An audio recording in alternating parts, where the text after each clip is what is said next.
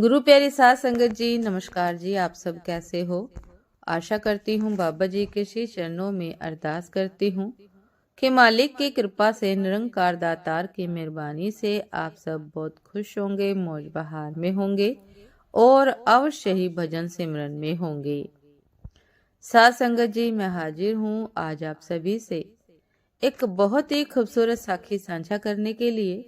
उम्मीद करती हूँ ये साखी आप सभी को बहुत पसंद आएगी। साथ संगत जी, समय ना गवाते हुए शुरू करते हैं जी। साथ संगत जी, भगवान राम को जब पिता दशरथ वन जाने की आज्ञा देते हैं तो वो पिता के आदेश का अनुपालन करते हुए वन जाने को प्रस्तुत हो जाते हैं और अपने सभी गुरुजनों, मंत्री परिषद के लोग, प्रजाजनों तथा परिवारजनों से मिलने और अंतिम आज्ञा लेने जाते हैं। इस क्रम में राम सबसे पहले अपनी जननी कौशल्या के पास जाते हैं और माता से अपने वनगमन की बात कहते हैं। माँ शोकमगन हो जाती है। उसी समय अनुज लक्ष्मण भी वहां उपस्थित होते हैं और दोनों राम से कहते हैं कि वन ना जाओ। लक्ष्मण तो ये तक कह देते हैं कि आप मेरी सहायता से राज्य का शासन बलपूर्वक अपने हाथ में ले लीजिए। शोक में डूबी माँ कौशल्या लक्ष्मण की बातों का अनुमोदन करती है और दोनों श्री राम को उनके धर्म का पालन करने से रोकते हैं। राम किसी तरह उन्हें समझा बुझा कर वहां से निकल जाते हैं तो पुनः लक्ष्मण उनको कई तरह से समझाने की कोशिश करते हैं, मगर धर्म का पालन करने और कराने हेतु धरती पर अवतरित भगवान उनकी बात नहीं मानते। राम वन जाने से पूर्व जिस जिस के पास भी जाते हैं सब राम से यही कहते हैं कि राम, तुम वन ना जाओ और अयोध्या का शासन अपने हाथों में ले लो। सारी प्रजा, सारे गुरुजन, सारे मंत्रियों में से कोई भी नहीं था जिसने राम से ये कहा हो कि तुम अयोध्या के महाराज दशरथ की इस आज्ञा का अनुपालन करो और पिता की आज्ञा का पालन कर धर्म के रक्षक बनो। सासंगत जी, वनवास पूर्व श्री राम को उनके धर्म पथ और कर्तव्य पथ से विरत न करने वालों में एक ही नाम है और वो नाम है उनकी भार्या जानकी का। प्रभु जब अपनी पत्नी को अपने वन जाने की आज्ञा के बारे में बताते हैं तो वो एक बार भी उनसे नहीं कहती कि आप पिता और माता की आज्ञा का उल्लंघन कर दो और बलपूर्वक शासक बन जाओ। धर्म मार्ग और कर्तव्य पथ की ओर कदम बढ़ा चुके श्री राम को एक बार भी वो अपने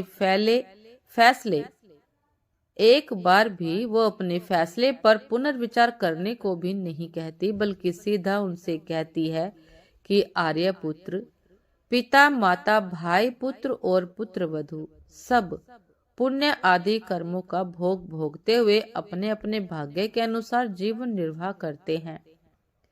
हे पुरुषवर, केवल पत्नी ही अपने पति के भाग्य का अनुसरण करती है।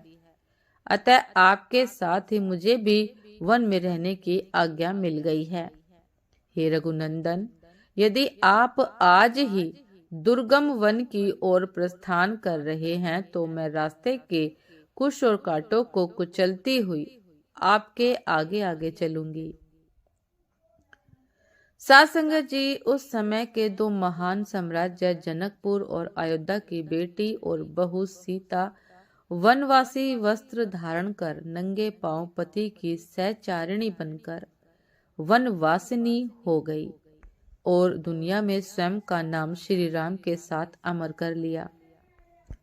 जानकी ने केवल अपने पति के लिए वनवासी जीवन को चुना था, जबकि श्री राम, दशरथ और सारे अयोध्यावासी उनसे अयोध्या के राजमहलों में रहने के लिए कह रहे थे। जानकी ने केवल अपने पति के लिए असीम दुख उठाए। जानकी धर्म रक्षण का संकल्प लिए अपने पति के राह की बाधा नहीं बनी, बल्कि उनकी मजबूती बनकर उठी। किसी मजबूरी में राम को सीता का परित्याग करना पड़ा, पर जानकी ने न तो अपने पति के लिए और न ही अपने किसी ससुराल वाले के लिए कभी कटु वचन कहे, बल्कि अपने पुत्रों लव और कुश को राम का पावन चरित ही सुनाया। साथ संगत जी, आज जानकी के इस धरती को छोड़े हुए लाखों साल बीत गए हैं, पर पत्नी रूप में नारी की अनियंत्र मिसाल विश्व सीता के अलावा खोज नहीं पाया है। स्वामी विवेकानंद जी कहते थे कि भारत की हर बालिका को सीता जैसे बनने का आशीर्वाद दो। हिंदू जाति को सबसे अधिक गौरवशाली वो इसलिए मानते थे क्योंकि हम में सीता पैदा हुई थी। श्री राम को ऐसी ही पत्नी तो मिली थी जो अपने पति के मन को पढ़ने वाली, उनकी इच्छा के अनुरूप आचरण करने वाली और उनके मन के अनुरूप खुद को ढालने वाली थी। धर्म पालक श्री राम बन जाएंगे ही और उनको उनके इस निश्चय से डिगाया नहीं जा सकता, ये बात जानकी के सिवा कोई नहीं जानता था। इसलिए जानकी ने उन्हें एक बार भी रुकने को नहीं कहा, बल्कि स्वयं उनके साथ वन के कष्टों को सहने को प्रस्तुत हो गई।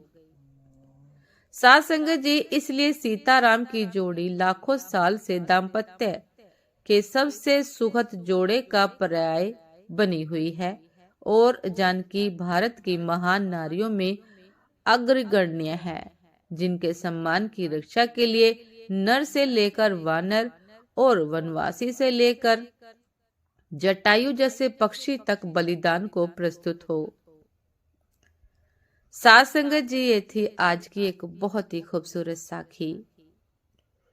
उम्मीद करती हूँ साथ संगत जी की साखी आप सभी को बहुत पसंद आई होगी। यदि पसंद आई हो साथ संगत जी तो लाइक कमेंट शेयर करना ना भूलिएगा। चैनल पर जो भी नए हैं कृपा करके सब्सक्राइब कर लीजिएगा, ताकि चैनल पर मिलने वाली सभी शब्द साखियों की अपडेट आप सभी को समय पर मिलती रहे। साथ संगत जी, आप हमें इंस्टाग्राम पर भी फॉलो कर सकते हैं। इंस्टाग्राम का लिंक डिस्क्रिप्शन बॉक्स में दिया गया है।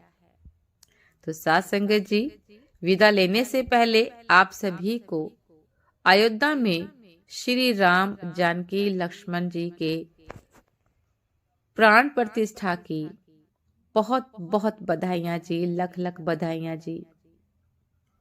साथ संगत जी, तो फिर मुलाकात होती है एक नए शब्द साखी के साथ, एक नए खूबसूरत विचार के साथ। तब तक के लिए नमस्कार जी।